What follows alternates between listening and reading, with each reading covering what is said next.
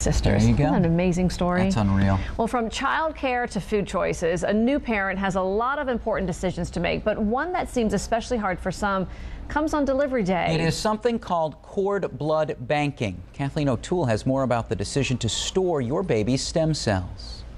It's something parents are now routinely asked at the hospital when the baby is about to be born. Are you banking your child's cord blood? Some parents make the decision on the fly. Some put in lots of research. Still others have never, ever heard of it. Even knowing the details, it might not be an easy decision. I haven't set the sheet up in it yet, but I've got like all my sheets underneath. With a baby due in days, Denise Stein's to-do list is looking good. I've got all her clothes underneath here. Toddler Grace is getting plenty of attention. Can I have a high five? Can I have a high five? And mom's already made some big choices. I am going to do the epidural, like that was a decision. And she and husband Jay have also given a lot of thought to another delivery day question.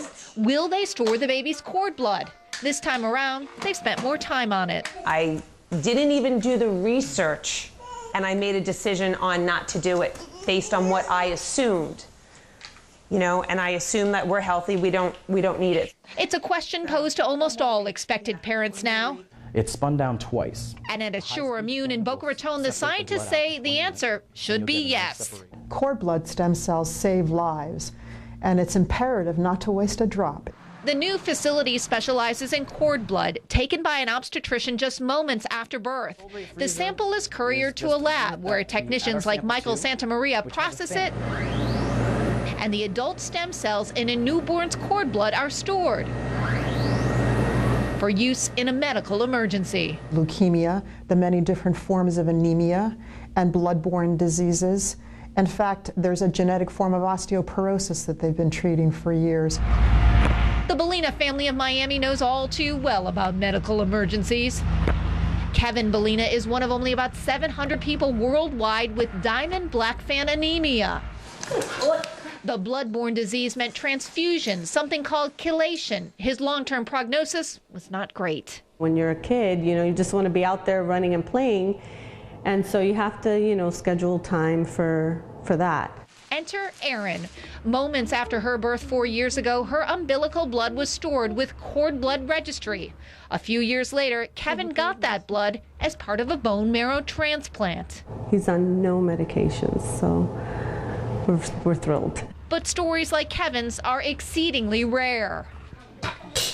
So much so, Dr. Sari Katz explains, the American Academy of Pediatrics does not endorse private cord blood banking. The best estimate of how likely you are to use this is 1 in 2,000 or less. Obstetrician David Feld doesn't like the cost, around $2,000 at birth and then $100 a year to store. In my 34-year career, there's maybe one time where it could have been used on a patient.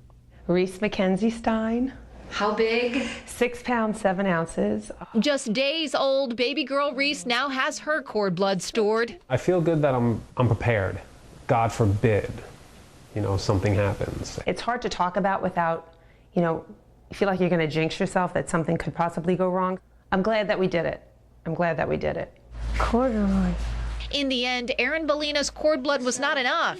She had to have surgery to donate her bone marrow to Kevin. I think I've always wanted to climb a mountain. It's a gift this young man fully appreciates. What are you going to tell her someday? I want to tell her that you saved my life. Doctors and the Pediatrics Academy do recommend public cord blood banking. Now that's where you donate your child's sample to a bank where anyone can use it. Trouble is, there is no public cord blood bank in our area, so that's not a possibility here yet. If you'd like more information, just go to our website. We can put you in contact with the 2 banks mentioned in my story, a great nonprofit group that looks at the issue, and the American Academy of Pediatrics for more on their viewpoint. Kathleen O'Toole, WPBF News 25.